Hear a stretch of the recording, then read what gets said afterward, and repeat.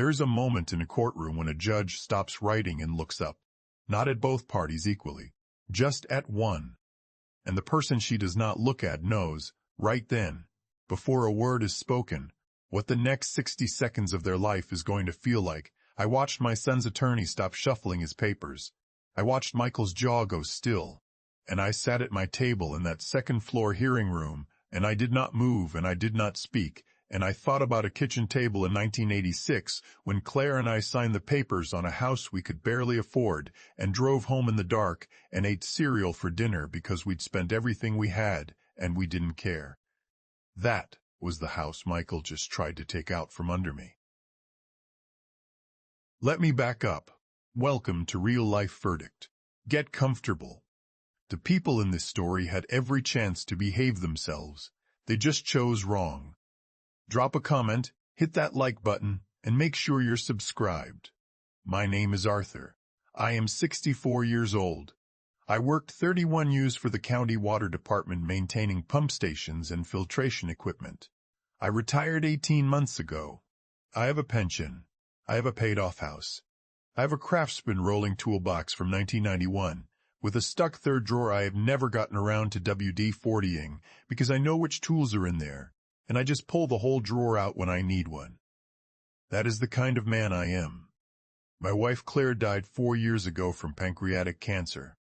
We were in that house for 37 years. Every room has something she chose. The yellow curtains in the kitchen. The flagstone she picked out for the front walk. The peach tree she put in herself the year we paid off the mortgage. We celebrated that with a bottle of wine we'd been saving for something, and she said this is better than anything I could have thought of to save it for. I have not moved the peach tree.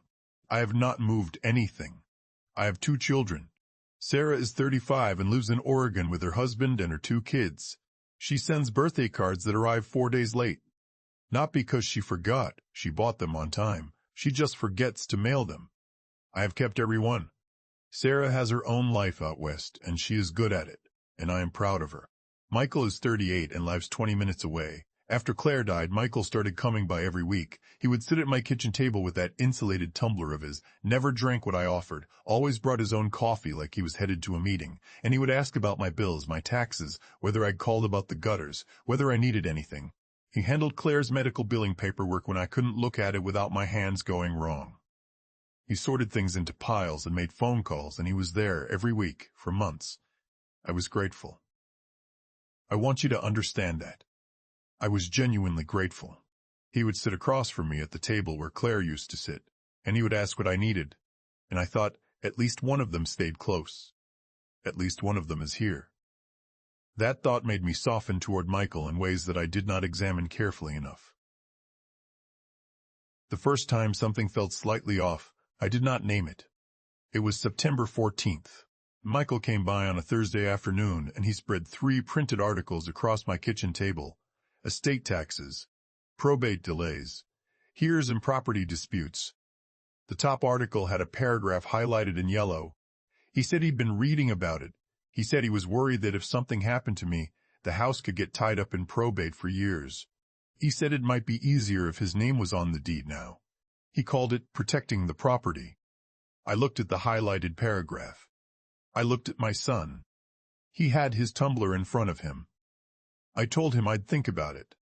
That was the first time I noticed the tumbler, before I noticed anything else about him. 6 days later, on September 20th, I went to see my attorney. Her name is Ellen Marsh.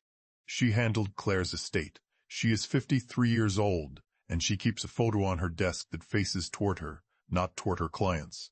I asked her once who it was. She said her husband. I did not ask anything else. Ellen drew 2 diagrams on a legal pad. One said joint tenancy at the top. One said tenancy in common.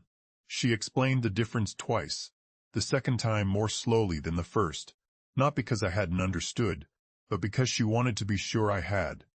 Joint tenancy with right of survivorship, she said, means Michael's name is on the deed, but he has no right to partition or sell the property while I am alive.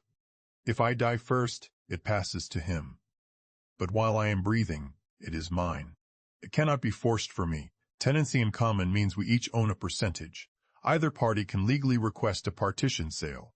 She looked at me over the top of the legal pad. She asked which one I wanted. I want you to stay with me here, because this is the part where I made the decision that Michael never found out about.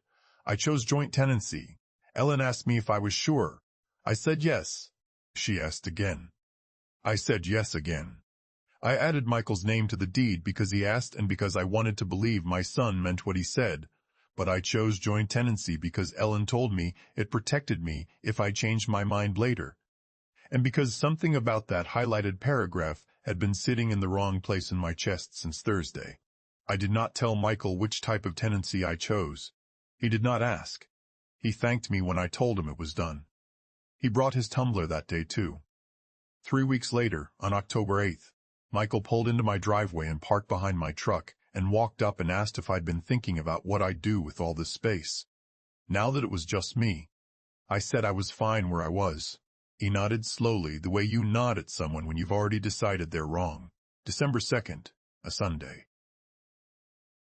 Michael and his wife Diane came for dinner. Diane is 36. She wears a thin gold cross necklace that she touches when she is nervous. She asked me over dinner if I got lonely out here. Michael said a condo closer to town might be easier for me. Easier. That was the word. I looked at Diane when she asked if I was lonely. She was touching the necklace. I said I was fine.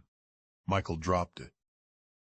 But something about the way they had asked, Diane first, then Michael, like they had agreed on the order before they walked in, stayed with me after they left. I stacked the dishes. I stood at the sink and I looked at the yellow curtains Claire had chosen, and I thought about the word easier. And I did not know yet exactly what I was thinking about. I want you to stay with me here because this is where everything I thought I understood started to come apart. January 19th. A Saturday morning. I was opening up the recreation workshop, a cinder block building behind the county park where I run equipment checkout on weekends.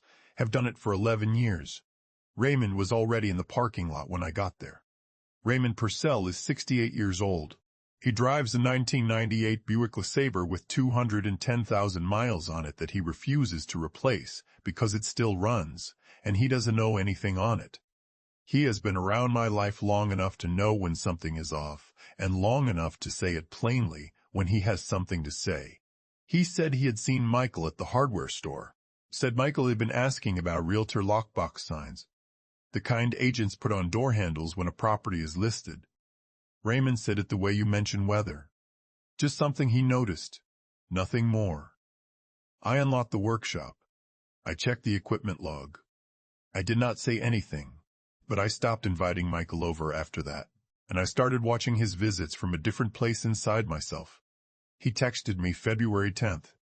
Asked if I'd thought any more about options. I wrote back, I'm good where I am. He didn't reply. The certified letter arrived March 14th. I saw it in the mailbox when I got back from the workshop. A law office I had never heard of. I stood at the end of my driveway and opened it there because I wanted to read it before I went inside, before I read it in the house. The offer was $143,500. Exactly half the assessed value of the property. The letter said Michael held a co-ownership interest and wished to resolve the matter amicably. I had 30 days to respond. I folded the letter. I stood there another moment. Somewhere in the middle of reading it, I had heard my son's voice in my head. The way he had said now that it's just you. The way Diane had touched her cross. The way that highlighted paragraph had been sitting wrong since September. I did not call him. I went inside. I ate dinner. I washed the dish. The next morning I called Ellen Marsh. I drove to her office with the letter in my jacket pocket. She read it before I finished sitting down. She looked up and she said, "He doesn't have a case." I asked her to explain it to me anyway. She pulled the file. She walked me through what joint tenancy with right of survivorship means for a partition suit. Michael could not force a sale. He could not compel a buyout. He had no present interest in the property that superseded mine. What he had was the right to inherit when I died. That was all he had ever had. That was what I signed 6 months ago. That was what Ellen had explained twice in her office with 2 diagrams on a legal pad. That was what Michael had never known to ask about. I had one thing he hadn't accounted for. He had assumed that his name on the deed meant what he believed it meant. He had never asked what kind. Ellen looked at me from across her desk, the photo of her husband facing toward her the way it always does. She said, "He can't touch it, Arthur. Not while you're breathing." I nodded. I asked her what I needed to do. She drafted the response. It was 1 page. It stated the legal reality that no buyout would occur, that no partition was legally available to Michael while I was alive, that his name on the deed conferred no present right of ownership, sale, or occupancy beyond what I chose to offer. She filed it under her letterhead. I signed it. On March 25th, I took it to the post office and mailed it certified mail. 11 days of silence, and then 1 page that said everything I wasn't going to say on the phone. I do not know exactly when Michael read it. I know he called 4 times that week. I did not answer. On April 3rd, his attorney filed a partition suit. The hearing was scheduled for May 9th. Raymond found out the way things in a small town find out. Not because I told him, but because enough people know enough things. He was in the parking lot on a Saturday morning, same as always, and he looked at me when I pulled up and he said, "I'll cover your shifts until this is done." I told him it wouldn't be necessary. He nodded once and didn't argue. He was there anyway. On the 2 Saturdays I was most distracted, working the checkout log without being asked. When I got back to the workshop on the second one, he was locking up. He handed me the key. He didn't ask me how anything was going. I want you to understand something about me. I did not want to be right. I want to say that clearly. No part of me wanted to stand in a courthouse and watch my son sit across a room from me while a judge read the law back to him. I had added his name to that deed because I had wanted to believe he meant what he said. Because I had been grateful for every Tuesday he came and sat at my kitchen table, tumbler in hand, and asked how I was doing. Because I had not wanted to see what the asking had been for. But you cannot choose to see something only when it is convenient. You see it when you see it. And I saw it in that certified letter with the lawyer's name I didn't recognize, and the dollar amount that said my son had looked at everything Claire and I built and decided he knew when my time in it was finished. He called me the night before the hearing. I did not pick up. May 9th. I arrived at the courthouse at 9:28 for a 9:30 hearing. The room was wood-paneled. Fluorescent lights. Mostly empty benches. Judge Constance Riley sat at the raised bench, reading glasses on a chain. Michael and his attorney, a young man named Travis Gann, sat at one table. I sat alone at the other. The judge asked if I was represented by counsel. I said my attorney had filed the response brief and I was here to answer any questions the court had. She asked if I understood what I had signed when I added my son's name to the deed. I said yes. She asked if anyone had pressured me to sign. I said no. She asked if I had received independent legal advice. I said yes from Ellen Marsh, and I gave her Ellen's bar number from memory. The judge looked at Michael's attorney and asked if he had any evidence that the deed had been executed improperly, or that I had lacked capacity. He said no, but argued that equity demanded partition because Michael had a vested interest in the property. The judge asked what interest. He said co-ownership. She asked him to clarify the type of tenancy. He said joint tenancy with right of survivorship. She asked him to present case law supporting partition of a joint tenancy property against a living original owner in good standing. Travis Gann opened his leather padfolio. He turned 2 pages. He closed it. The judge looked down at the file in front of her. Then she looked up. Not at both of us. Just at Michael's table. The petition was dismissed. I stood. I buttoned my coat. I walked out. In the hallway I heard Michael's footsteps behind me.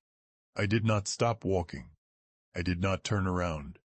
I heard him say Dad once, the way you say a word, when you don't have anything attached to it yet, when you're still deciding what to ask for. I kept walking. I had thought driving to the courthouse that morning. about what it would feel like to hear my son say what he had said in that letter, to see it in a stranger's legal language on county stamp paper. "You've had your time here, Dad." I had thought about Claire's curtains and her flagstone and her peach tree. I had thought about 37 years and the bottle of wine we'd been saving and the cereal we ate, because we had spent everything we had on the house and neither of us had cared. I had thought about all of it. And then I had arrived and sat down and answered the judge's questions and left. The hearing lasted 17 minutes. I drove to the recreation workshop. Opened at 18 minutes late. Raymond was in the parking lot. He looked at me when I got out of the truck. I said, "It's done." He said he'd cover the next 2 weekends if I needed a break.